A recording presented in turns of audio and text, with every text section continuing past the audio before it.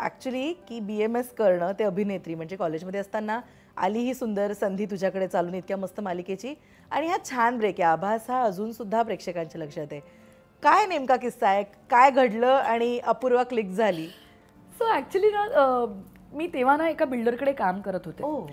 कारण मला theoretical knowledge पण हवं होतं आणि प्रॅक्टिकल पण हवं होतं. कारण मॅनेजमेंट म्हटलं नुसतं पुस्तकी ज्ञान असून उपयोग नाही.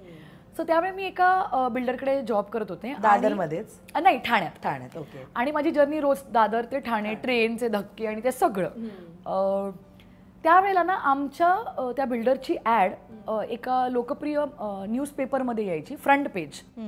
सो महाराष्ट्र टाइम्सच्या कव्हर पेजला आमच्या ब्रँडचा फोटो यायचा आणि त्यांची ॲड यायची.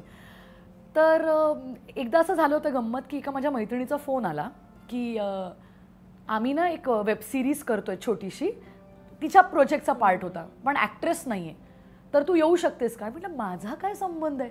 तर ती साई प्रभा म्हणून माझी मैत्रीण जी BMM करत होती पुण्यातून, आणि ती तिची अभिनेत्री मैत्रीण अचानक तिला टांग दिल्यामुळे तिच्याकडे कोणीच नव्हतं आणि तिने मला यायला सांगितलं. आणि सॅटर्डे संडे सुट्टी असायची. सो मी तिच्यासाठी पुण्याला गेले आणि त्या छोट्याशा तिच्या जे काही सिरीज होती त्याच्यामध्ये मी माझं काम केलं आणि तिच्या डिरेक्शनच्या हिशोबाने. आणि तेव्हा तिने मला सांगितलं, तेरे में ये है, तू ये कर, ये नौटंकी. आणि माझं असं झालं की नाही का, तुझ्यासाठी केलंय, तुझा प्रोजेक्ट सबमिशन होता म्हणून. आणि यू वोंट बिलीव्ह, त्याच्यानंतर ना मला फेसबुकवरती रसिका नामजोशीचा मेसेज आला की आम्ही असं कास्टिंग करतो आणि तुझा फोटो बघण्यात आलाय, तर why don't you just come down for an audition.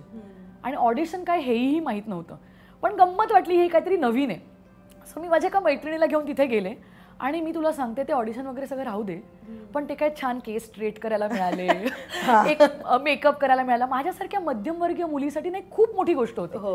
आणि जेव्हा पानभर असं बापरे एवढं बोलायचंय मराठीत, कारण मी 13 वर्ष फ्रेंच शिकले, त्यामुळे मराठी साहित्याशी फारसा माझा संपर्क नव्हता तेव्हाही, त्यामुळे ते जड गेलं.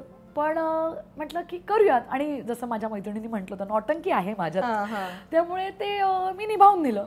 आणि you won't believe, one fine day मला फोन येतो की आपण झी मराठीवरती एक नवीन मालिका करतोय आणि त्याची लीड तू आहेस. बरं, लीड हेही माहीत नव्हतं लीड काय असतं. अँड आय वाज लाईक की ठीक आहे, अभि हो गया तो देख लेते. तेव्हा मी बाबांना म्हटलं असं असं होतंय, मी करू का? आणि बाबा आणि आई एकदम खुश की तू केलंच पाहिजेस, असं म्हणून हा प्रवास सुरू झाला. आणि जिकडे मी माझ्या बॉसला सांगितलं होतं की सर नेक्स्ट मंथ से मैं नहीं हूँ, कारण मी लंडनचा फॉर्म भरला होता अगं आणि सगळं झालं होतं, ॲडमिशन पण झालं होतं आणि जाण्याची तयारी सुरू झाली होती.